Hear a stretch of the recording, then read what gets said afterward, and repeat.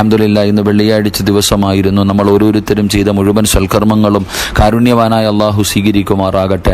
നാം ഇന്ന് പഠിക്കുന്ന ഹദീസ് عن عبد الله بن جعفر رضي الله تعالى عنهما قال رسول الله صلى الله عليه وسلم كان الله مع الدائين حتى يقضي دينه ما لم يكن فيما يكره الله. മഹാനായ സയ്യിദുനാ റസൂലുള്ളാഹി സ്വല്ലല്ലാഹു അലൈഹി വസല്ലമ തങ്ങൾ പറഞ്ഞതായി അബ്ദുല്ലാഹി ഇബ്നു ജൗഫർ റളിയല്ലാഹു തആല അൻഹു പറയുന്നു, കടത്തിൽ അകപ്പെട്ടവൻ തൻ്റെ കടം വീട്ടുവോളം അള്ളാഹു അവനോടൊപ്പം ഇരിക്കും. ആ കടം അള്ളാഹു തആല വെറുക്കുന്ന കാര്യത്തിന് വേണ്ടി വാങ്ങാതിരിക്കുന്നിടത്തോളം കാലം. ഒരാൾക്ക് കടമുണ്ട്, ആ കടം അള്ളാഹു എനിക്ക് കൊടുക്കണം, അള്ളാഹു ഇഷ്ടപ്പെടുന്ന ഒരു കാര്യത്തിന് വേണ്ടി, ഹറാമായ കാര്യങ്ങൾക്ക് വേണ്ടിയൊന്നുമല്ല. അവൻ ആ പൈസ വാങ്ങിയത് ഏതെങ്കിലും ഒരു കാര്യത്തെ അവന് ഉപകാരമുള്ളൊരു കാര്യത്തിന് വേണ്ടിയായിരുന്നു, അള്ളാഹ് ഇഷ്ടപ്പെടുന്ന ഒരു കാര്യം, ഹലാലായൊരു കാര്യത്തിന് വേണ്ടിയാണ്. ആ കടം വീട്ടണമെന്ന് അവൻ ആഗ്രഹമുള്ള കാലത്തോളം അള്ളാഹു അവൻ്റെ കൂടെ ഉണ്ടാകുമെന്ന് നബിയുനാ റസൂലുള്ളാഹി സ്വല്ലല്ലാഹു അലൈഹി വസല്ലം. അൻ അബീ ഹുറൈറത റളിയല്ലാഹു തആല അൻഹു ഖാല ഇസ്തഖറല റസൂലുള്ളാഹി സ്വല്ലല്ലാഹു അലൈഹി വസല്ലം സിന്നൻ ഫഅത സിന്നൻ ഖൗമഹു വഖാല ഖിയാറുക്കും മഹാസിനുക്കും ഖലാഉ. മഹാനായ സയ്യിദുനാ അബൂ ഹുറൈറ റളിയല്ലാഹു തആല അൻഹു നിവേദനം ചെയ്യുന്ന ഹദീസ്, അള്ളാഹുവിൻ്റെ പ്രവാചകൻ സല്ലല്ലാഹു അലൈഹി വസല്ലമ തങ്ങൾ ഒരൊട്ടകത്തെ കടം വാങ്ങി. കടം വീട്ടിയപ്പോൾ വാങ്ങിയതിനേക്കാൾ വയസ്സു കൂടുതലുള്ള ഒട്ടകത്തെ മടക്കി കൊടുത്തു. നബി സല്ലല്ലാഹു അലൈഹി വസല്ലമ തങ്ങൾ അങ്ങനെയാണ് ഒരു കടം വാങ്ങിയത്.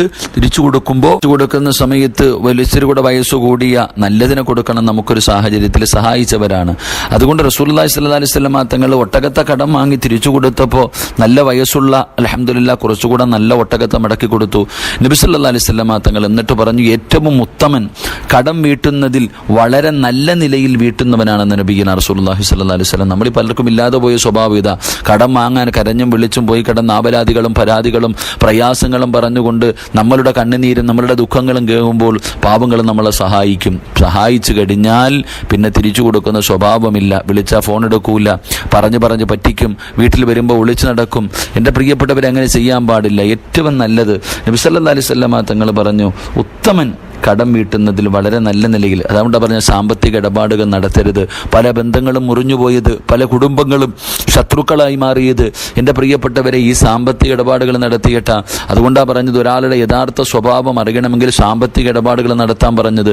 സാമ്പത്തിക ഇടപാടുകൾ നടത്തിയ ബന്ധങ്ങൾ മുറിഞ്ഞു പോകും, യഥാർത്ഥ സ്വഭാവം കാണും.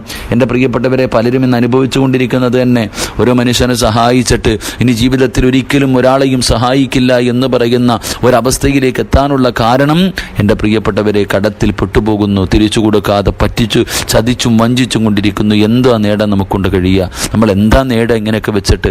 നാളെ അല്ലാഹു കടക്കാരനായി മരിച്ച ഇനി എത്ര വലിയ പുണ്യം ചെയ്യുന്നവനാണെങ്കിലും അവൻ രക്ഷപ്പെടില്ല എന്ന് എത്രയോ ഹദീസുകൾ ഞാനും നിങ്ങളും പഠിച്ചവരാ. എൻ്റെ പ്രിയപ്പെട്ടവരെ, ചതിയും വഞ്ചനയും കാണിച്ചുകൊണ്ട് എന്തെല്ലാം സമ്പാദിച്ചാലും എത്ര വലിയ ഉയരങ്ങളിലെത്തിയാലും സർവ്വതും തകർന്ന് തരിപ്പണമായി പോകുമെന്ന് മഹാനായി റസൂലുള്ളാഹി സ്വല്ലല്ലാഹു അലൈഹി വസല്ലം തങ്ങൾ നമുക്ക് പഠിപ്പിച്ചു തരുന്നുണ്ട്. അൻ അബ്ദുല്ലാഹി ഇബ്നു അബീ റബീഅ റളിയല്ലാഹു തആല അൻഹു ഖാല ഇസ്തഖറല മിന്നി നബി സല്ലല്ലാഹു അലൈഹി വസല്ലം 40,000 فجاء مال دفعه إلي وقال بارك الله لكما في أهلك ومالك إنما جزاء السلف الحمد والأداء. മഹാനായ അബ്ദുല്ലാഹി ഇബ്നു അബീ റബീഅ റളിയല്ലാഹു തആല അൻഹു വിവരിക്കുന്നു, റസൂലുള്ളാഹി സ്വല്ലല്ലാഹു അലൈഹി വസല്ലം തങ്ങൾ എന്നോട് 40,000 കടം വാങ്ങിച്ചു.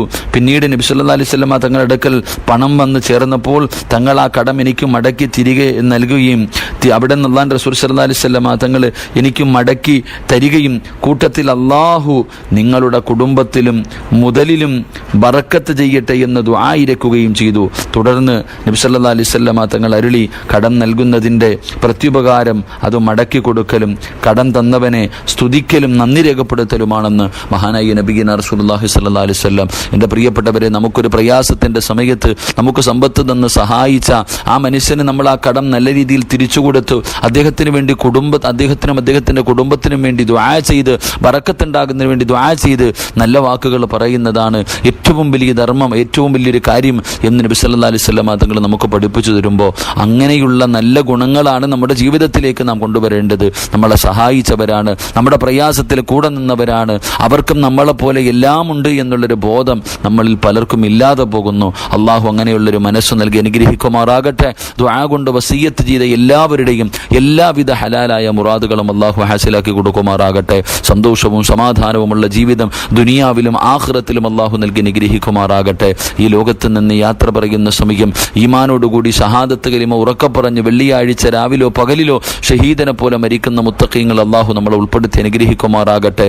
നിങ്ങളുടെ ഓരോരുത്തരുടെയും വിലപ്പെട്ട ദുആയിൽ ഈ സാധുവായി എന്നെയും എൻ്റെ കുടുംബത്തെയും മറക്കാതെ ഉൾപ്പെടുത്തണേ എന്ന വസിയ്യത്തോടെ വാഖിറു ദഅ്വാനാ അൽഹംദുലില്ലാഹി റബ്ബിൽ ആലമീൻ. അസ്സലാമു അലൈക്കും വറഹ്മത്തുള്ളാഹി തആല വബറകാതുഹു.